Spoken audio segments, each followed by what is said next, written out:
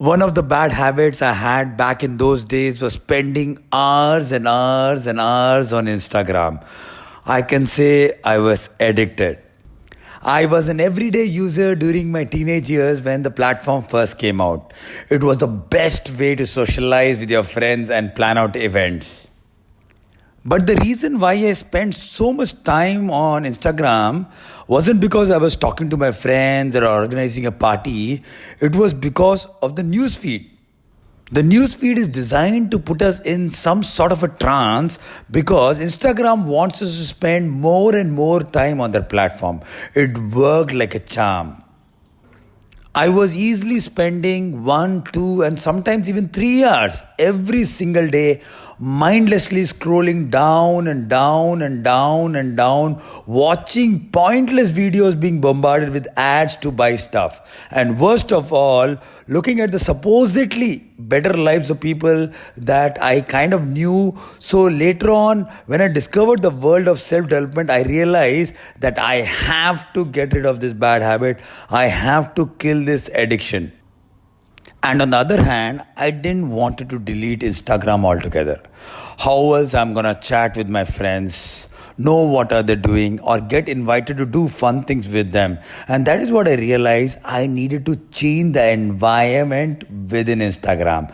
So I decided to download a plugin called as Newsfeed Eradicator, which, just like the name suggests, gets rid of the news feed, and instantly I saw a change. I was transformed. I went from spending 2 to 3 hours a day on Instagram to spending less than 10 minutes, all in the course of just one day. With only 5 minutes it took me to install the plugin, I had no cravings at all. It was like I almost forgot that newsfeed ever existed.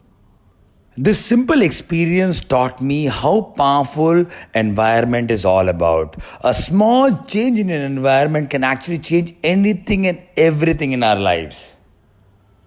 Now I know without a doubt the easiest way to change our habits is change our environment. Most important, you have to pay close attention to two things while changing your environment. Number one, you want to increase or decrease certain cues in our environment. For example, every habit begins with a cue, and it is what starts the whole process. In my case, my bad Instagram habit, the cue was a newsfeed. Simply seeing the newsfeed made me want to scroll down and down. So, by getting rid of this cue, that is the news feed completely, it became almost impossible for my bad habit to even begin. I basically forgot about the news feed. Number two, you should increase the cues of good habit in your life. In couple of months, I moved to a new place and I decided to get some dumbbells. And I placed it right where I spend most of the time. Just by placing those dumbbells there, I realized I was doing close to 50 to 60 extra curls without even thinking about it. Whenever I was crossing by or I was sitting, the new habit prompted me to do it more and more. A warning: before you start changing your environment, make sure it is extremely harder to follow through with your bad habits, and it is very easy for you to follow through with the new habits that you want in your life. Let's understand this little better. For example, a person is overweight. The cue here is unavoidable. The person has to get hungry. What this person can do is throw out all the junk food in his house and then stock up his fridge with a bunch of healthy alternatives. So when this person feel hungry, which is inevitable because it's his cue, and now to get his favorite junk food which he is addicted to, this person has to get dressed, probably go out for 10 to 20 minutes, go buy it, thus making it much more difficult. But whereas the healthy alternative is where? Just couple of seconds away, go to the refrigerator and have that healthy alternative that you have already stocked up, and all the unhealthy food which has completely disappeared from your environment. Yes, change your environment in such a way that it is harder to stick to your bad habit and very easy to get to the new one or the good one that you desire for.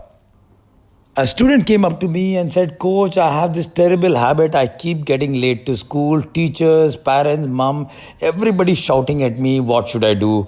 I gave him a simple idea. What you need to do is, my dear friend, keep your shirt, your pants, your socks, your shoes, everything ready before the night. Pack up your bag and keep everything ready. And it should be all visually available to you. It should act as a visual trigger and a cue so that you will know that you have to get ready quickly and be early. A week later, this champion of mine got in touch with me and said, Coach, wow, now 1 week I have never ever been late to school. Thank you so much. Environment is stronger than will.